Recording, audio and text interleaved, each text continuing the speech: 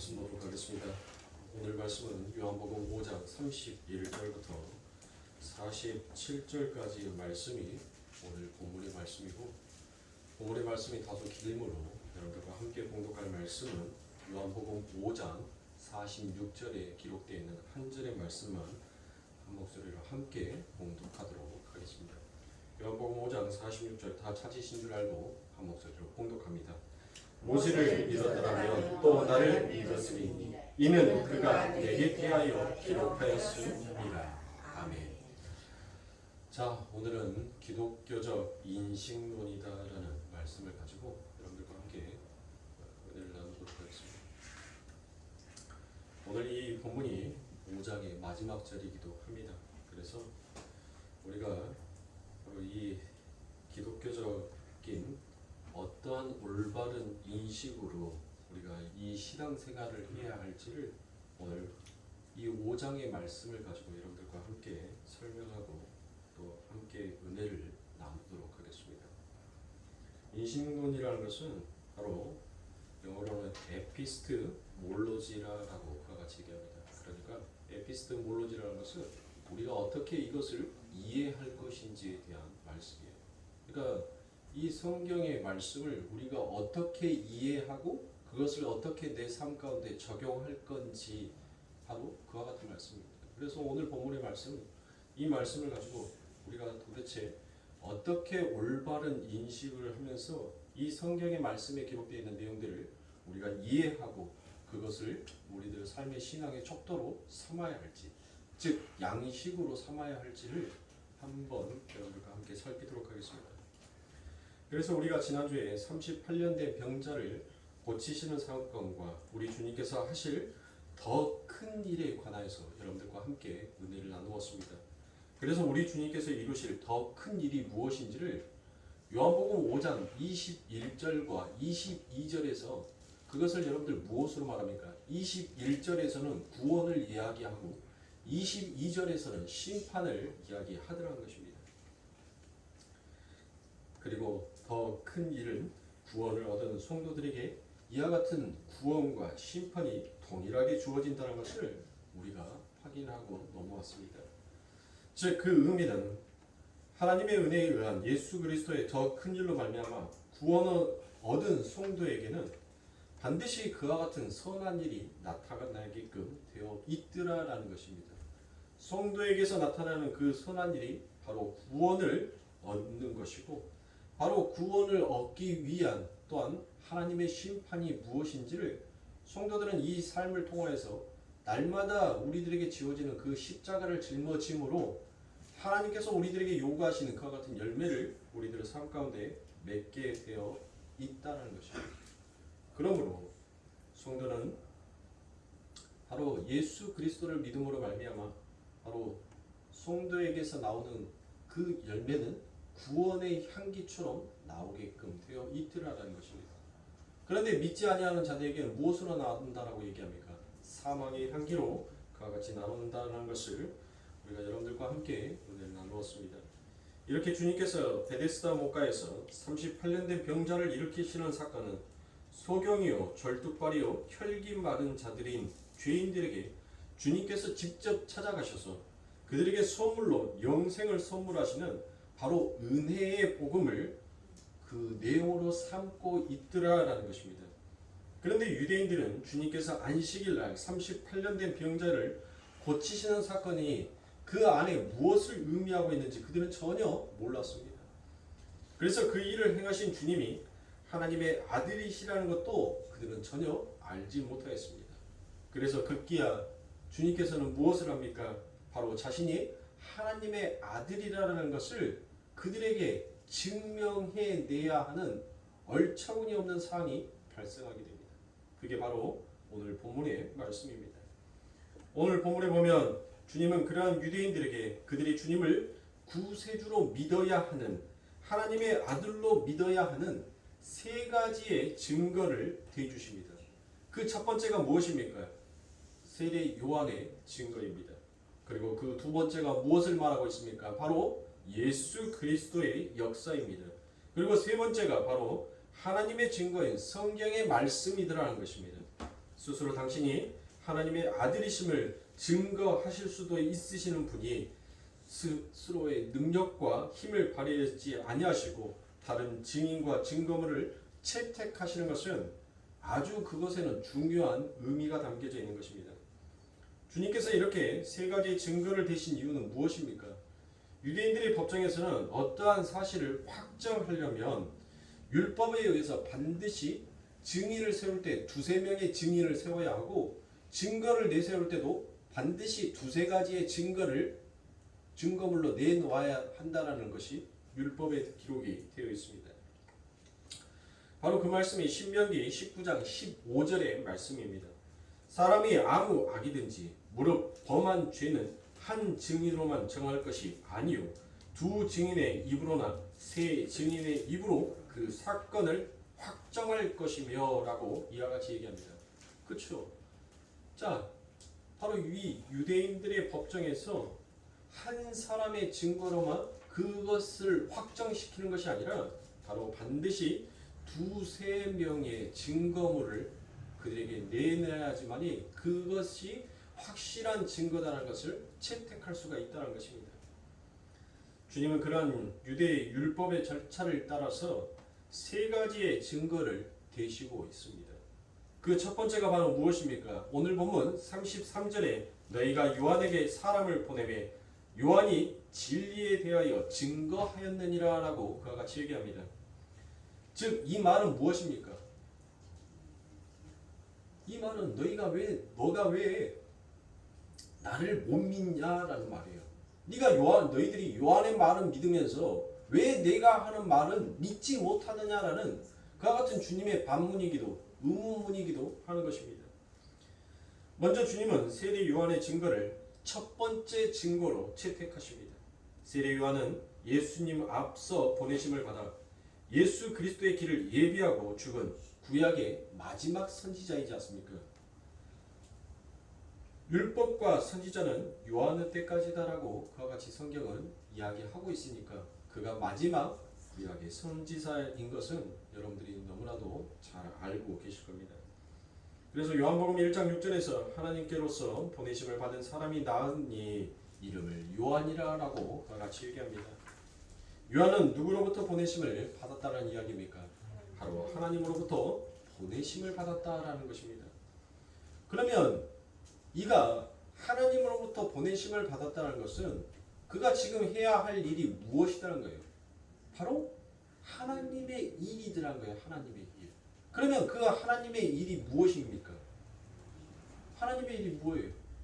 예수 그리스도가 하나님의 아들이다라는 것을 증거하는 일을 하기 위하여서 하나님으로부터 보냄을 받은 자가 바로 세례 요한이더란 것이에요.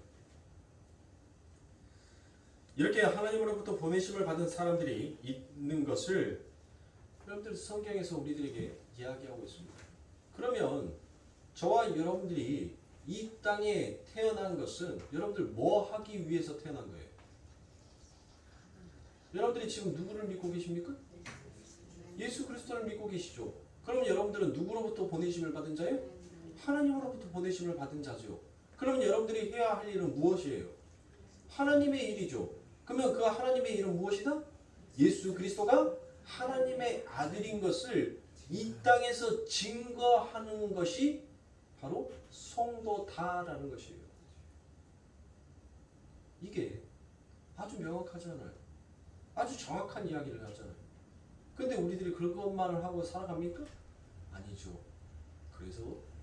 그래서 하나님의 복음이, 하나님의 사랑이 우리에게는 사랑으로, 은혜로 여겨지는 거예요. 우리는 날마다 예수 그리스도를 증거하면서 살아야 하는데 우리는 전혀 그와 같은 삶을 살아가지를 못하고 있으니까. 그럼에도 불구하고 하나님께서 오늘 또 우리들에게 하나님의 은혜 베풀어 주시기를, 그리고 하나님의 복 주시기를 우리들에게 간절히 하나님은 바라고 있다는 거예요. 우리 아버지 하나님의 손이 못 미쳐서 우리를 구원해내지 못함이 아니더라는 것이에요.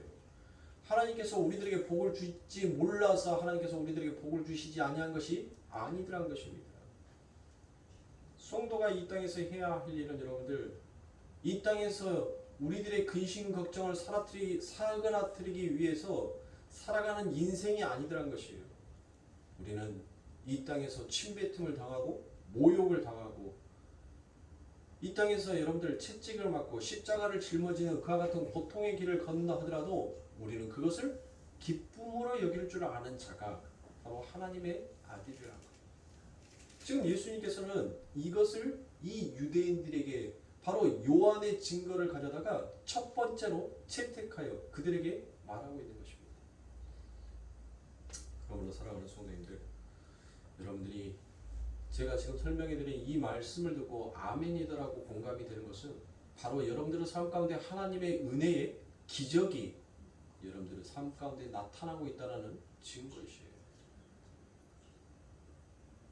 하나님의 아들, 그분이 나의 주님이시요, 그분이 나의 영원한 구원자이시다는 것을 고백할 수 있다는 그 자체가 기적인 것입니다. 그러니까 성도는 이 땅에서 여러분들 엉뚱한 기적을 바라면 안 돼요. 엉뚱한 것을 원하면 안 돼요. 하나님, 예수님처럼 너희는 나보다 더 큰 일을 할 수 있다고 하니까 하나님, 나도 저 바닷가에서 물에 빠지지 않냐고 걷고 싶어요. 물 위를 걸어가는 그와 같은 기적을 내게 보여주세요라고. 네? 그래서 열심히 뛰어가는데 뭐예요? 열심히 뛰어가는데 열심히 그 물에 넘어지는 거예요. 왜 하나님 나에게 기적을 안 보여주세요? 내가 그렇게 미우십니까? 이런 엉뚱한 기도들을, 엉뚱한 행위들을 여러분들 전부 다 바라고 있다는 것이에요. 그게 바로 무엇이더란 거예요? 그게 우리가 지난주에 말씀드렸던 베데스다 연못가에서 38년 된 그 병자가 전부 다 자신의 능력 없음을 바라보지 못하고 오히려 그 물이 요동할 때 자신을 도와주지 아니하는 그와 같은 하나님을 욕하고 있는 것이 바로 우리의 모습이요, 우리의 현실들이라는 것입니다. 자, 또 요한복음 3장 28절에 보면 나의 말한 바 나는 그리스도가 아니요 그의 앞에 보내심을 받은 자라고 한 것을 증거하는 자는 너희니라 라고 이와 같이 얘기합니다. 세례 요한 자신도 자기가 보내심을 받은 자다라는 것을 그는 알았어요. 그냥 이 세상에 뚝 하고 떨어진 게 아니다라는 것을 그는 알았단 말이에요.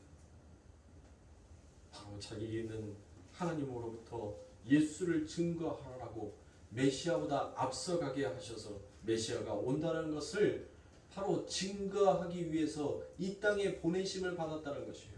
그러면 세례 요한은 여러분들 예수 그리스도가 오시기 전에 그 길을 예비한 자라면 우리는 무엇을 예비하는 자예요? 이제 우리들에게 남아있는 것은 무엇입니까? 심판만 남아있잖아요. 심판만.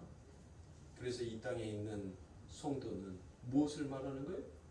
바로 주의 구원의 심판이 임박하였으니 어서 그곳에서 나오라라고 외치는 자가 되어야 합니다.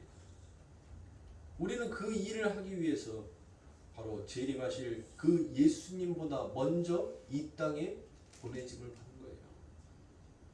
다시 오실 그 주님보다 우리가 먼저 이 땅에 보내짐을 받아서 바로 예수 그리스도가 하나님의 아들이시고 그분이 이 땅에 다시 재림하실 때 영원한 심판으로 이 세상은 멸망하고 끝나게 될 것이라는 것을 선포하기 위해서, 그것을 증거하고 그걸 나타내게 하기 위해서 하나님께서 우리들을 이 땅에 보내셨다는 거예요. 그러니 사랑하는 성도님들, 이 땅에서 쓰여지는 그 화폐, 여러분들 이 땅에서 쓰여지는 그 5만 원짜리 지폐가 여러분들의 삶 가운데 한 다발이 있는다 하더라도, 한 가마니가 있는다 한들 그걸 아버지 하나님의 나라에, 그 나라에 가서 그 돈을 쓸 수 있나요? 그 돈을 환전할 수 있나요? 없잖아요. 그것을 너무나도 자명하게 알고 계시는 분들이 왜 그 아버지 하나님의 나라에 있는 것들을 여러분들 더 사모하지 못하십니까? 왜 이 땅에 있는 것들을 여러분들이 내 인생은 저주받은 인생이야, 나는 고통 속에 빠져있는 자야, 왜 스스로가 자기를 얽매여서 우울감에 빠져있냔 말이에요. 여러분들은 하나님으로부터 엄청난 축복을 받고 바로 이 일을 하기 위하여서 이 땅에 보내심을 받은 자들이란 말이에요. 여러분들의 사명은 어디 갔어요? 하나님이 여러분들에게 심어놓은 그 생명의 씨앗은 도대체 어디에다가 두고 오셨습니까? 성도는 그것을 찾아야 돼요. 하나님께서 뿌려놓은 그 씨앗을 찾아서 열심히 가꾸고 열심히 여러분들 그곳에 열매가 맺혀지도록 우리는 무엇으로? 눈물로 그 씨앗을 키워야 한단 말이에요. 눈물로 그 씨앗을.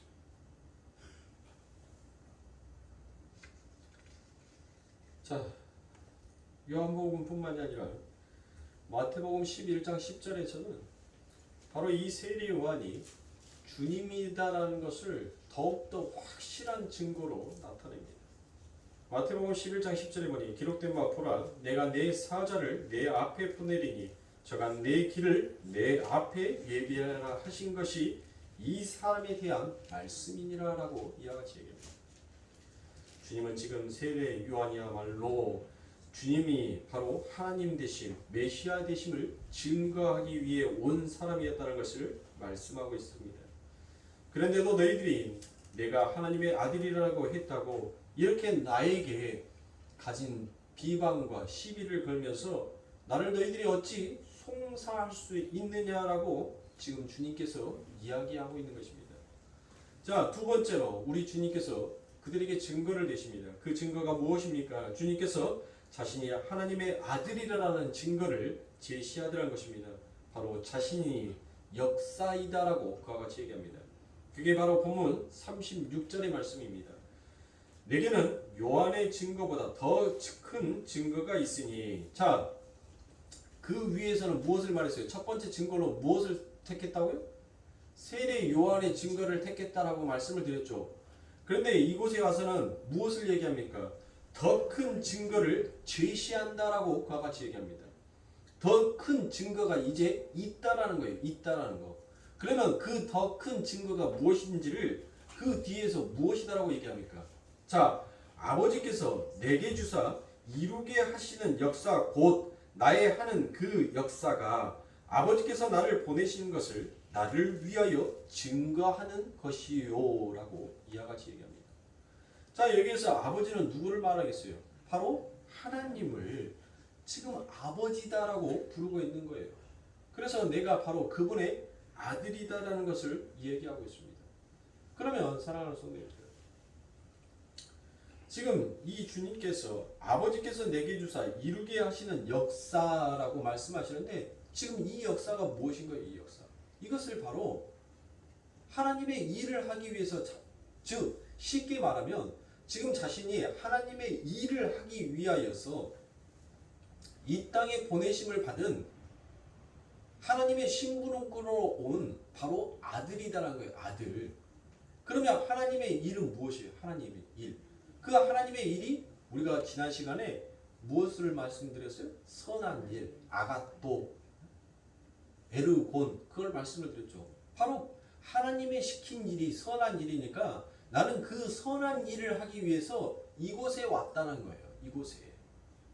그러면 이 예수님께서, 우리 주님께서 이 땅에 오셔서 아버지 하나님께서 시킨 그 일을 한다는 것은 결국 무엇을 한다는 거예요? 십자가를 지기라는 거예요. 그게 아버지 하나님께서 내게 시킨 선한 일이라는 거예요. 선한 일. 그래서 우리 성경에 보면 역사라는 그와 같은 말이 있죠. 역사. 오늘 본문의 말씀에 역사라고 번역이 되어 있는 것이 이게 바로 에르곤입니다.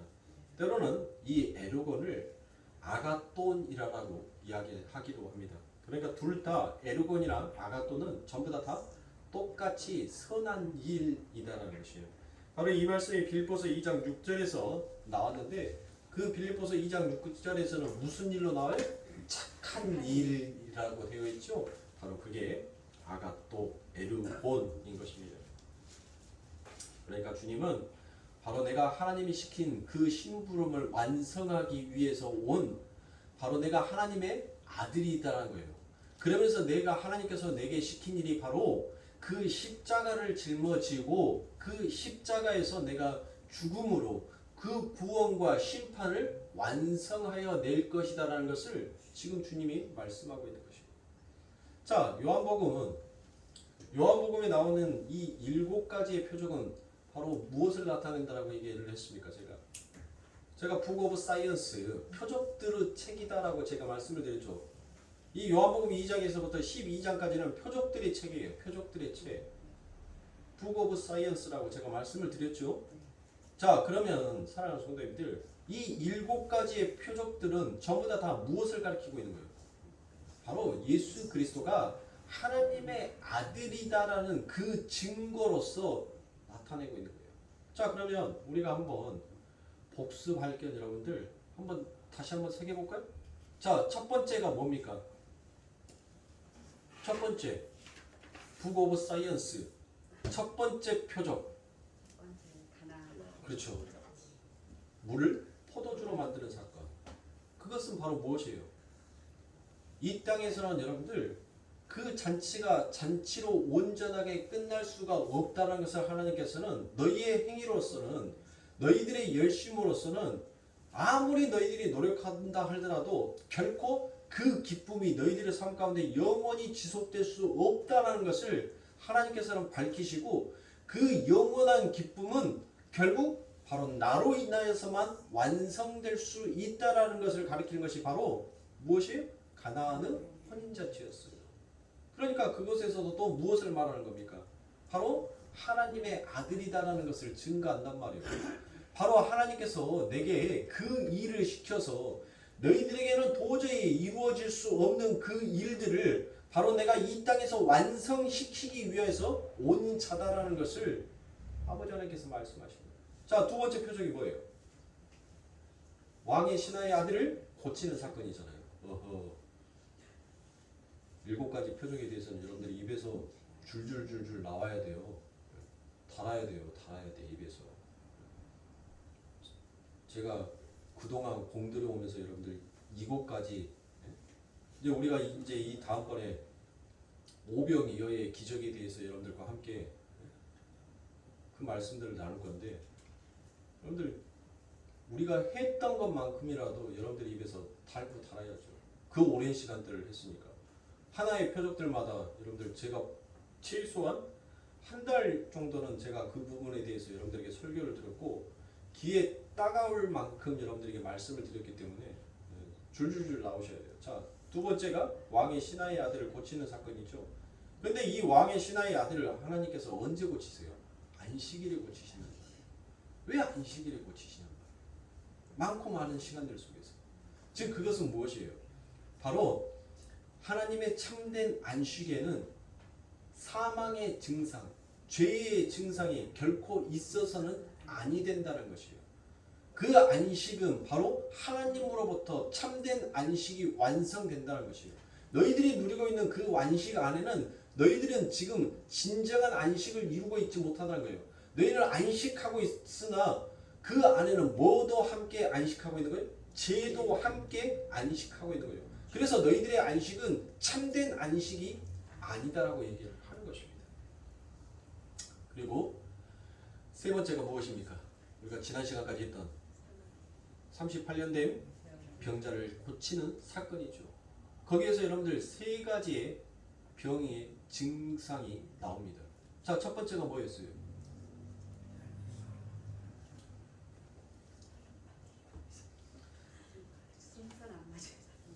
자, 세 가지의 병의 증상이 나오는데 이 세 가지의 병의 증상은 전부 다 뭐라는 거예요? 절대로 어떠한 방법으로도 고침을 받을 수 없는 상태예요. 인간으로서는 도저히 그 어떤 것으로도 고쳐질 수가 없는 사건이에요. 없는 병의 증상이란 말이에요. 그런데 그 주님께서 그들에게 바로 찾아오세요. 그리고 그들에게 찾아오셔서 그들에게 하나님께서는 영원히 고쳐지지 아니할 그 병의 증상을 하나님께서는 고쳐버리시는 사건. 그러니까 영원히 죄인으로 죽을 수밖에 없는 죄인들을 아버지 하나님께서 찾아오셔서 그 은혜로 그들을 생명의 구원으로 이루게 하시는 그와 같은 사건이 그곳에 기록이 되어 있는 것입니다. 자, 오병이어의 기적은 무엇입니까? 여러분들 금나와라 뚝딱 하면 여러분들 그것이 오병이어의 기적이 그거 설교들 많이 하잖아요. 그리고 그리고 여러분들 특히 이단들이 여러분들 제일 많이 쓰는 말이에요. 지금 신천지가 제일 많이 하고 있는 말이에요. 제일 많이 사람들을 우롱해 먹는 말이 바로 이 오병이어의 기적이에요. 너희들이 하나님을 위하여서 열심히 전도를 하고 하나님 앞에 열심히 바치면 그 하나님께서 오병이어의 기적처럼 너희들의 삶 가운데 뻥튀기 해줄 거다. 이게 신천지 이만희가 부르짖고 있는 사상이에요. 그래서 그들에게 무엇 합니까? 열심을 강요해. 열심히. 너희들의 삶 가운데 이 오병이어의 기적이 나타나고 싶으면 죽어라 뛰라는 거예요. 죽어라고. 그래서 신천지가 뭐합니까? 죽어라고 뛰잖아요. 열심히 이단을 믿는 사람들이 뭐 신천지만 그하는 것이 아니라 우리나라에 뭐 신천지만 있습니까? 귀신의 왕초인 통일교도 있지 않습니까? 전부 다 고맥이에요. 고맥이. 그 뿌리가 그 뿌리란 말이에요. 뭐 어느 뿌리는 여러분들 깨끗한 뿌리가 있겠습니까? 다 그 한 줄기인데. 그러니까 자꾸 이 오병이어의 이 기적을 가져다가 여러분들 엉뚱한 얘기들을 하고 있는데 지금 이 오병이어의 기적의 사건은 여러분들 무엇을 말하고 있는 것입니까? 바로 이 역사의 이 세상을 사는 사람들의 제한은 늘 한정적이다는 것을 보여주고 너희들의 삶 가운데서는 늘 아무리 열심히 뛰어도 너희들의 삶 가운데서는 남는 것이 없는 것이 너희의 바로 인생이더라는 것이에요. 그러나 너희들이 내 안에서 참된 안식을 누리게 되면 그때부터 무엇 하더란 거예요? 바로 남더란 거예요. 남어. 왜요? 스스로 뭐 할 줄 아니까? 사도 바울이 뭐 한다라고 했어요? 나는 스스로 자족한다라고 얘기를 하죠. 그 말은 뭔 말이에요? 내게 넘치든 넘치지 아니하든 나는 무조건 감사하다는 거예요. 감사. 그러니까 그 감사는 어디에서만 나올 수 있다는 거예요? 바로 하나님 안에서만 참된 감사가 나올 수 있다는 거예요. 그 감사가 결국 남음으로 남게 되더라는 것이에요. 그래서 우리가 여러분들 어린아이들한테 천국과 지옥을 비유할 때 항상 하는 말이 뭔 말이에요? 천국에는 항상 음식이 이렇게 천국에도 음식이 이렇게 쌓여있고 지옥에도 음식이 쌓여있는데 천국은 이 기다란 수저로 자기가 먹으려고 하는 것이 아니라 남을 떠먹여주기가 바쁘다. 그 긴 수저로 내 앞에 있는 사람, 내 옆에 있는 사람, 내 뒤에 있는 사람 먹이기 바빠서 그래서 천국은 항상 그 음식으로 인해서 배불러 있는 자들이고 지옥은 자기가 그 긴 수저로 자기가 그 음식을 먹어야 되겠으니까 늘 굶주려 있다라고 여러분들 그와 같은 말을 하잖아요. 바로 그거예요. 이 세상은 자기가 배불러야 되겠다라는 그 궁핍함에 빠져 있기 때문에 이 세상에서 열심히 수고하고 땀을 흘려도 남는 것이 없더란 것입니다. 오직 남는 것은 바로 아버지 하나님의 그 말씀 안에서 하나님 안에서만 오직 남음이 있더라라는 것이에요. 그리고 여러분들 마지막 다섯 번째가 뭐예요? 다섯 번째가 물 위를 걸으시는 예수님이시죠. 즉 이 세상의 자연의 법칙을 다스릴 수 있는 분은 만물의 주인은 바로 나다라는 거예요.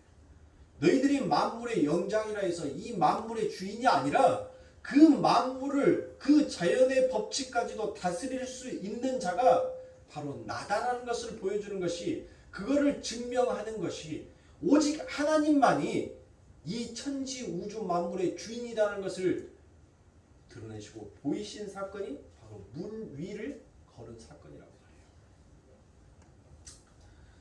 그리고 난 다음에 여섯 번째 소경이죠. 날 때부터 소경된 자를 우리 주님께서 고치시는 사건입니다. 그 부분에 대해서는 여러분들 제가 여러분들에게 더 이상 설명을 드리지 아니하여도 소경에 대해서는 여러분들 잘 아시겠죠? 필요합니까? 바로 영적 소경이었던 너희들을 우리 주님께서 무엇을 말해요? 너희가 차라리 보지 못하였다면 너희 죄가 없겠지만 너희가 지금 본다라고 하니 너희의 죄가 있다라는 거예요. 그러니까 너희가 연실 하나님의 이름을 부르고 있지만 너희들은 영적 소경이었다는 것이에요. 그래서 그 영적 소경이 진짜 하나님으로부터 눈을 뜰 수 있는 자가 되는 것은 바로 아버지의 하나님으로부터 그 구원이 너희들을 눈뜨게 할 수 있다는 것을 하나님께서 말씀하신 것입니다. 그리고 이제 맨 마지막에 우리 주님께서 눈물을 흘리셨던 사건. 그렇죠. 나사로를 살리시는 사건입니다. 그러니까 무엇이에요? 진짜 죽어야 할 자를 우리 주님께서 살려내시고 당신이 그 죽음을 묵묵히 맞이하는 바로 십자가의 완성, 즉 구원과 심판의 완성은 바로 나로부터 완성되는 것이다라는 것을 우리 주님께서 증거하시고 나타내시는 사건이 바로 이 7가지의 표적 안에 다 담겨져 있는 거예요. 그러니까 엉뚱한 해석들을 하면 여러분들 안 돼요. 성경은 예수로 시작해서 예수로 끝나야 돼요. 은혜로 시작해서 은혜로 끝나야 되는 것이 그게 진짜 복음이란 말이에요. 이곳에는 인간의 어떤 것도 여러분들 첨이 되거나 들어갈 수가 없어요. 들어가서도 아니 되는 것입니다. 성경은 오직 하나님이 누구이시며 너희들이 어떻게 탄생되었으며 너희는 어떠한 존재다라는 것을 성경은 밝히 드러내고 있는 거예요. 그 이야기를 하고 있는 거예요. 너희가 착해서, 너희가 훌륭해서, 너희가 지혜로워서, 총명해서 아니할 거예요. 너희의 신분은 먼지였다는 것입니다. 너희는 이 세상에 존재치 아니하던 너희가 내가 존재함에 그 은혜를 부어줬음에도 불구하고 오히려 그 은혜에 배반하는 너희였지만 나는 너희들에게 했던 그 사랑의 손길을 끝까지 버리지 않냐고 책임지는 진짜 하나님이다라는 것을 설명해주고 밝히 이야기하고 있는 것이 그게 성경인 거예요. 그래서 제가 이 성경에 인간의 어떤 사사로움을 끼워 넣어서는 결코 아니 되고 성경의 해석 또한 이 세상에 우리가 생각하고 있는 지식과 지혜와 보고 체계로 여러분들이 이 성경을 해석해서도 아니 된다고 말씀하는 겁니다. 복은 영생이에요. 그 영생은 바로 하나님의 말씀이 내 마음속에 떨어졌었을 때 그게 아멘으로 내 삶 가운데서 터져 나오는 것이 그게 복인 겁니다. 그게 기적인 거예요.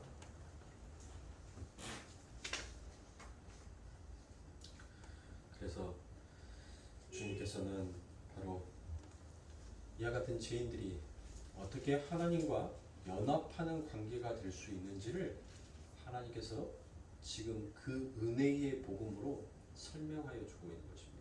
차근차근 하나씩 다 이야기하여 주고 계신 거예요.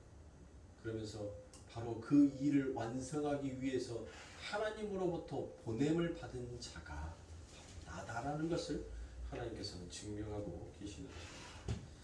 그러므로 사랑하는 성도님들, 이게 아버지 하나님께서 그 예수 그리스도에게 요구하셨던 선한 일이고 그 아버지 하나님의 선한 일을 우리 예수 그리스도께서 이 땅에서 신실하게 행하셨던 것입니다. 그러므로 성도는 바로 아버지 하나님께서 우리들에게 명령하신 그 명령을 이 땅에서 잘 수행하는 일이에요. 그게 뭐예요? 사도행전에 나오잖아요. 너는 유대와 사마리아 땅끝까지 가서 나의 증인이 되라. 누가 말하는 거예요? 우리 예수님이 말씀하셨죠. 우리가 발을 딛고 다니는 모든 삶에서 여러분들 예수를 증거하는 자란 말이에요. 그러니까 예수를 증거하라고 하니까 또 단순하게 예수님 믿으세요. 예수님 안 믿으면 지옥 갑니다라는 그 입으로의 말이 아니에요. 여러분들의 입으로의 말도 있지만 여러분들의 삶의 행위 또한 여러분들에게서 무엇의 생명의 향기가 나타나야 된단 말이에요. 구원의 향기가 나타나야 돼요. 여러분들 안에서 사망의 향기가 흘러서는 아니 됩니다. 내 삶 가운데서 생명의 향기가 예수의 향기가 나타나는 것이 그게 바로 무엇하는 거예요? 그게 바로 예수를 증거하는 자다라는 거예요. 내가 꼭 입으로만 예수 믿으세요, 예수 믿으세요. 물론 좋아요. 물론 좋단 말이에요. 에스겔서도 듣든지 아니 듣든지 너희들은 가서 전하라라고 말씀하셨으니까. 그래요. 입으로 전하는 것도 물론 중요하지만 입으로 여러분들 연실 전해놓고 예수 믿으세요, 예수 믿어야 구원받습니다 라고 그러같이 연실해놓고 돌아서서 쫙 뒷골목에 가고 여러분들 머리끄댕이 잡고 싸우고 있으면 뭐예요? 그게 예수 믿는 사람들의 이중성인가? 어느 모습이 진짜야? 저 뒷골목에서 머리끄댕이 잡고 싸우고 있는 저 사람의 모습이 진짜야? 아니면 큰 도로에서 성경책 들고 전도지 날아주면서 예수 믿으세요 라면서 상냥하게 웃고 있는 그 모습이 진짜야? 나 그런 거 안 믿을래. 무섭다. 그래서 우리들의 삶이 여러분들 힘든 거예요. 언행일치가 돼야 하니까. 그래서 우리들이 여러분들 이 신앙생활이 녹록하지가 않다라고 얘기하는 거예요. 왜요? 사단은 무엇하고 있어요? 내가 가는 곳곳마다 네가 예수를 증거하고 있는지 증거하지 아니하고 있는지, 오히려 나처럼 네가 똑같이 예수를 모욕하고 그 증거를 회방하고 있는지 아니하고 있는지, 여러분들이 알고 지내는 사람들만 여러분들을 주목한다라고 생각하지 마세요. 여러분들은 영적 사람이에요. 영의 사람이란 말이에요. 여러분들을 무너뜨리기 위해서는 그 사단은 여러분들 잠도 자지 아니하고 졸지도 아니하고 주무시지도 아니하고 여러분들을 꿀꺽 삼키기 위해서 침을 흘리며 여러분들 돌아다닌단 말이에요. 일거수일투족 다 봐요. 네 입에서 무슨 말이 나오는지, 네 몸에서 지금 무슨 향기가 나오고 있는지. 여러분들 몸에서 사망의 향기가 나오면 제일 먼저 좋아하는 놈이 누군지 아세요? 사탄이에요. 사탄. 왜요? 지 향기니까, 지 냄새니까 금방 알아본단 말이에요. 그래서 금방 와요. 그래서 뭐합니까? 우리를 현혹하고 미혹하여서 뭐 하게끔? 아버지 하나님과 절대로 연합하지 못하게끔 그 일을 사단이 하는 거예요. 그래서 내 입에서 무엇이 안 나와요? 주여 소리가 안 나와요. 찬송이 안 나와요. 기도가 안 나와요. 감사가 없어졌어요. 그러면 여러분들 그게 무슨 신호예요? 빨간불 들어왔다는 거예요. 빨간불. 응? 그럴 때 여러분들 무엇 해야 됩니까? 그때 여러분들이 주의 이름을 부르짖어야 하는 거예요. 그 이름을 부르짖을 수 있도록 내 안에 계신 그 성령이 뭐 하시는 거예요? 침 삼킬 틈 없이 네가 쓰러질 때, 네가 넘어졌을 때 언제든지 네가 주여 하고 그 이름을 부를 수 있도록 그 힘을 주기 위해서 여러분들 뭐 하는 거예요? 그 원동력을 여러분들 계속 동력을, 그 하늘의 동력을 우리 안에서 여러분들 공급시키는 거예요.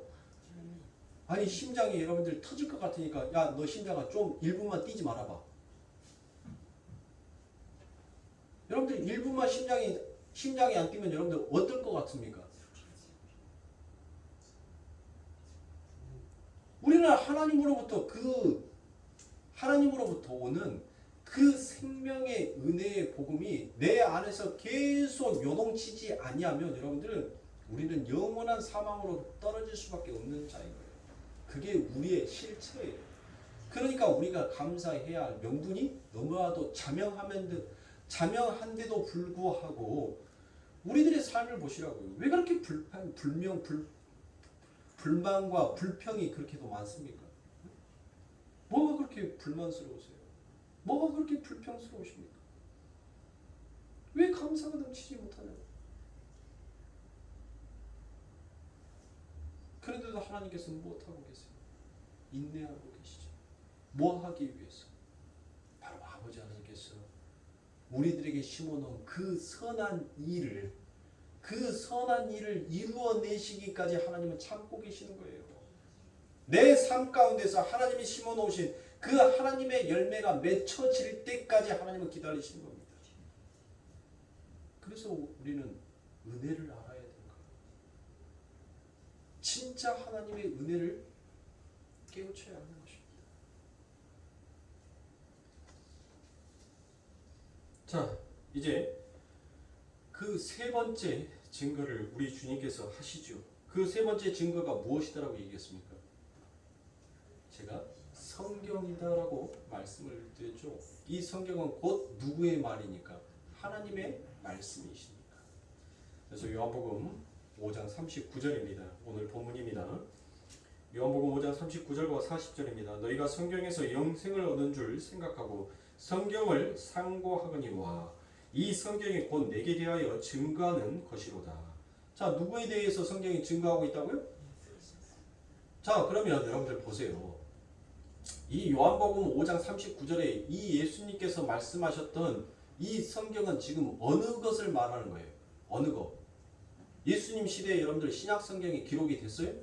안 됐죠. 이 신약은 여러분들 예수님이 죽고 난 한참 뒤에 신약이 써졌으니까 그렇죠. 그러면 이 예수님께서 지금 내게 대한 증거다. 이 성경이 내게 대한 증거다라는 것은 지금 이 성경은 뭐를 얘기하는 거예요? 어디? 구약 성경을 말하는 거잖아요. 구약. 너희들의 믿음의 조상들, 믿음의 선진들이 너희들이 율법 찾고 규례를 찾고 법도를 찾는 그것이 기록되어 있는 성경. 그러니까 구약이죠. 그러니까 그 구약에서 누구를 증거하고 있다는 거예요? 예수를 증거하고 있다라고 성경이 너무나도 명확하게 얘기를 하잖아요. 이윤석이가 그동안 해왔던 말이 아니라니까요. 우리 예수님께서 하신 말씀이에요. 구약의 모든 것들이 지금 나에 대해서 증거하고 있다라고 말을 하잖아요. 정확하게. 그럼 여러분들 신약은 두말하면 그래요. 두말하면 입 아픈 소리예요. 구약이 여러분들 예수에 대해서 증거하고 있으면 신약은 여러분들 누구에 대해서 증거하겠습니까? 당연히 예수죠. 당연히. 자, 40절입니다. 그러나 너희가 영생을 얻기 위하여 내게 오기를 원하지 아니하는도다라고 이와 같이 얘기합니다. 그러니까 사랑하는 성도님들, 이 성경의 저자는 누구다는 거예요? 하나님이다. 하나님. 주님은 성경의 저자가 하나님이다라고 그와 같이 얘기합니다. 너희들이 필서에서 썼다고 해서 너희가 저자가 아니다는 거예요. 너희의 능력으로 이와 같이 한 이야기를, 한 말씀을 이렇게 아주 명료하게 끝까지 끊고 갈 수 있는 사람은 오직 나밖에 없다는 거예요. 나밖에. 즉 그 말은 뭔 말이에요? 아브라함부터 모세까지 그들이 어떻게 몇 년을 살았기에 이 말라기의 마지막 그 절까지 그들이 기록할 수 있었느냐라는 그와 같은 하나님의 반박이기도 합니다. 아브라함이 도대체 몇 살을 먹었길래 너희들이 그 바벨론의 포로로 잡혀갔을 때도 그 아브라함이 살아있었느냐라고 말하는 거예요.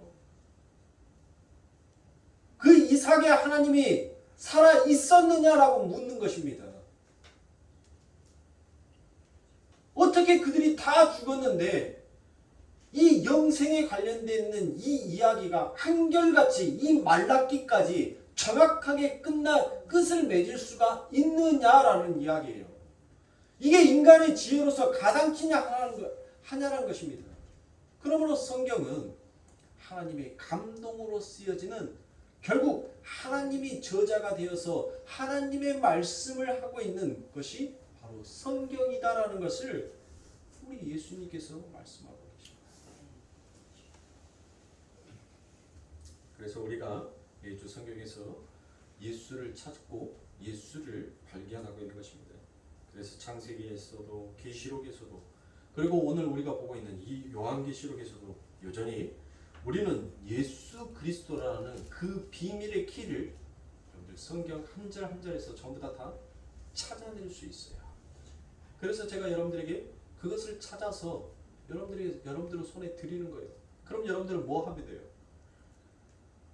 금고 열쇠 받았으면 여러분들 뭐 하면 돼요? 열면 되잖아요. 아니 금고 열쇠 줬더만은 저거 이 열쇠가 맞을까? 저거 이 진짜일까? 저 문 열었을 때 진짜 금은보화가 가득할까? 아니 뭘 그렇게 의심하냐고요. 믿자야 본전 아닙니까? 열어보고 없으면 아니 그거 열어보니까 꽝이었어. 다른 열쇠 좀 줘보세요. 다른 열쇠. 그렇게 하면 되잖아요. 뭐 손해볼 거 있어요? 거저 주어졌는데? 가서 열기만 하면 되는데. 여러분들이 뭐 수고했습니까? 여러분들이 무슨 노력했냐고요? 아무것도 안 했어요. 그냥 하나님께서 여러분들과 똑같은 저에게 뭐 한 거예요? 너는 내 도구요. 지금 이 자리에 앉아있는 내가 선택한, 내가 택한 내 자녀에게 나는 그 천국의 열쇠를 쥐어줘야 되겠으니까 너는 오늘 또 내 자녀에게 그 천국의 열쇠를 쥐어줘. 그래서 하나님께서 저에게 뭐를 쥐어준 거예요? 그 열쇠 꾸러미를 준 거예요. 제가 이뻐서가 아니라니까요, 여러분들.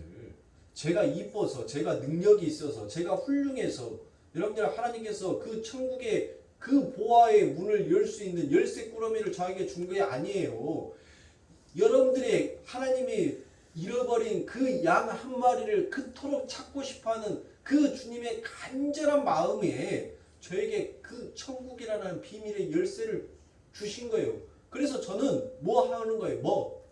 여러분들에게 그 열쇠 하나님이 나눠주라 하는 거 나눠드리기만 하면 되는 거예요. 그러면 그 열쇠 받았으면 여는 것은 누가 여는 거예요? 여러분들이 열어야 돼요. 열어야지만이 어디 들어갈 수 있는 거예요? 천국 들어갈 수 있는 거예요. 의심하는 자는 여러분들 천국 절대로 못 들어갑니다. 절대로 그 문 안 열어줘요. 안 열어준 게 아니라 지가 안 여는 거예요. 의심하니까. 그러나 하나님, 내가 구원도 하나님 내 노력으로 받은 것도 아니라 하나님 믿자야 본전이니까 죽으면 죽으리를 압니다. 차라리 저 문 열어갖고 하나님 내가 지옥 간다 한들 내가 뭔 손해입니까? 하나님 나는 어차피 지옥 갈 놈이 맞는데. 그리고 여러분들 뭐 하는 거예요? 당당히 문 여는 거예요. 문 열었는데 어딘 거예요? 지옥이 아니라 천국이네? 할렐루야, 감사합니다. 그게 성도란 말이에요. 그게 뭔 여러분들의 지혜와 지식으로 여러분들 그걸 따집니까? 우리 주님께서 주신 그 천국의 열쇠를 받았으면 여세요. 열고 자물쇠 열고 들어가시란 말이에요. 그래서 베드로후서 1장 20절과 21절에서도 먼저 알 것은 성경의 모든 예언은 사사로이 풀 것이 아니니 예언은 언제든지 사람의 뜻으로 낸 것이 아니요 오직 성령의 감동하심을 입은 사람들이 하나님께 받아 말한 것입니다라고 이와 같이 얘기합니다. 자, 21절에 보면 베드로후서 1장 21절입니다. 21절에 보면 성령의 감동하심을 입은이라는 이 구절이 있죠. 이 구절. 자, 이 구절에다가 여러분들 가로 쳐놓고 이 구절이 무슨 뜻인지 그냥 여러분들 성령의 감동하심을 입은다라는 말은 여러분들 이게 무슨 뜻인지 잘 이해가 안 간단 말이에요. 그래서 이 본문의 말씀을 원문으로 보니까 이 단어가 바로 헬라어로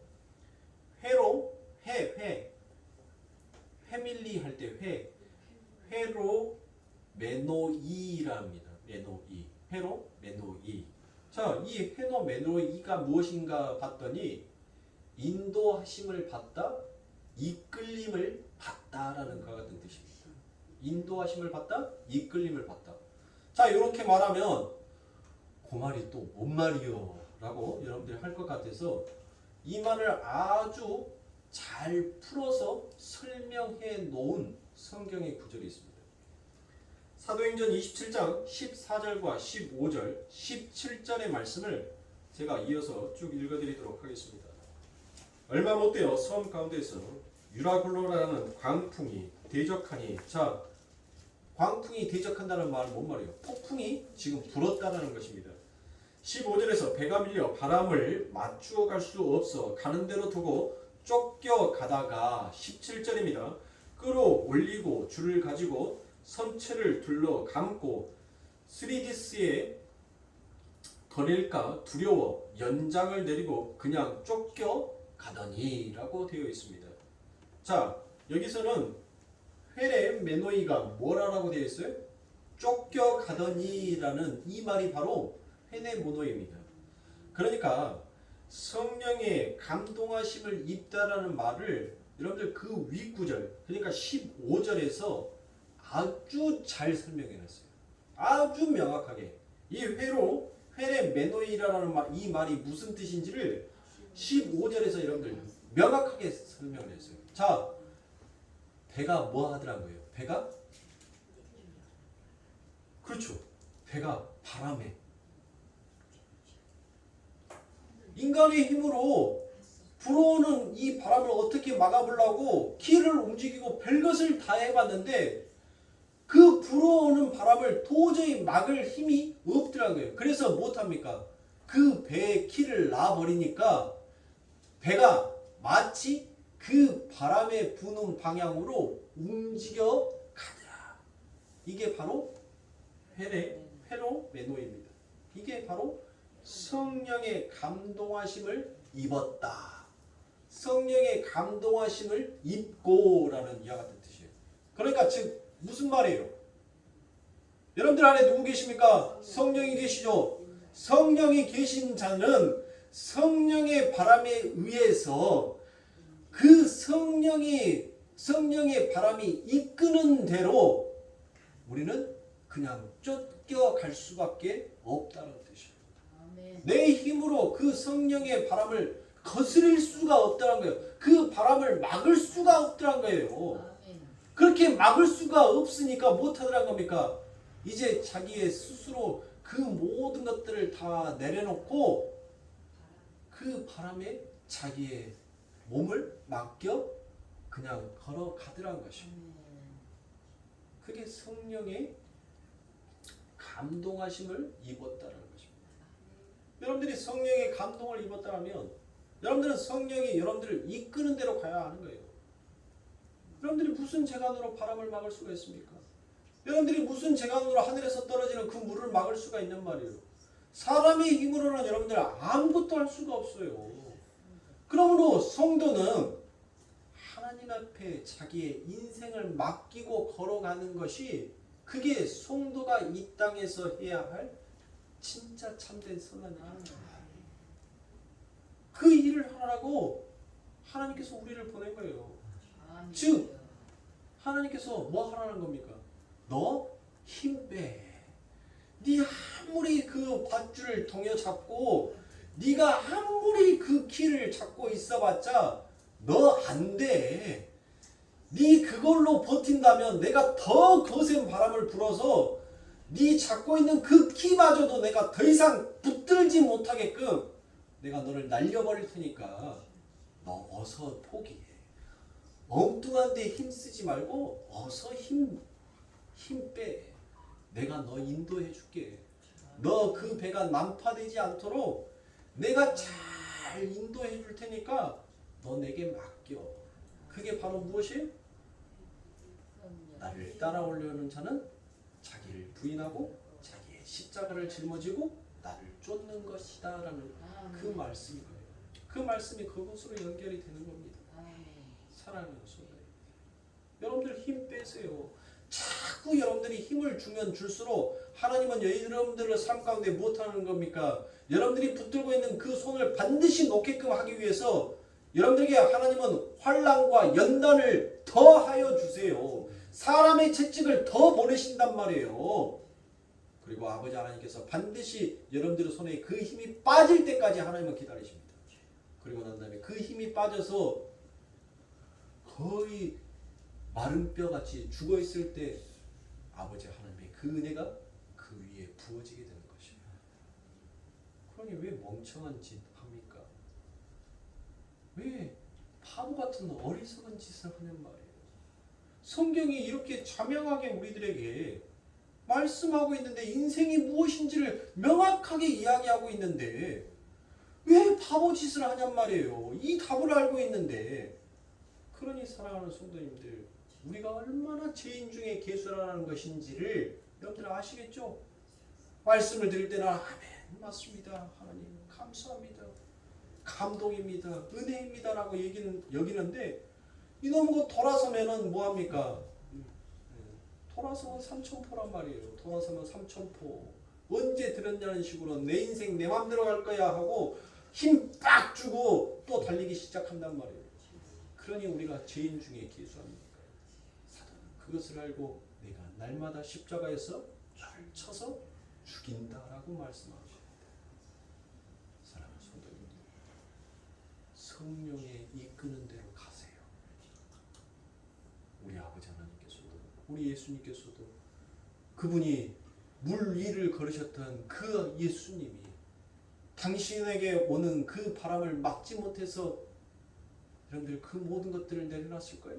바람아 잔잔해라 라고 명하실 수 있는 그 예수님이 정작 자기의 삶 가운데 닥쳐오는 그 바람을 막지 못하여서 여러분들 그 인생 그 짧은 생애를 사시다 가셨을까요? 그게 바로 하나님의 일이니까. 그게 하나님이 내게 요구하시는 진짜 선한 일이니까. 그래서 우리 주님은 자기의 힘을 빼고 하나님이 인도하시는 대로 자기의 몸을 맡겨버린 것입니다. 오늘 이 땅을 걸어가는 사랑하는 성도님들 힘들어요. 우리의 육안의 눈으로 보면 여러분들 하루하루가 얼마나 깜깜한지 몰라요. 얼마나 답답한지 모릅니다. 그런데 우리는 육의 눈을 가지고 사는 자가 아니라 영의 눈을 가지고 사는 자예요. 그러므로 소망을 가지세요. 더욱더 예수를 붙드십시오.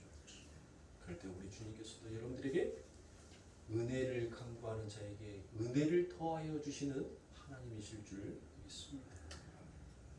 그런 하나님을 만나시고 그런 하나님으로 인하여서 살아가는 성도님들 넘어지지 마시고 일어서셔서 여러분들이 반드시 가야 할 그 최종적인 목적지까지 잘 달려가 나아가시고 주님의 이름으로 축원합니다. 기도하겠습니다.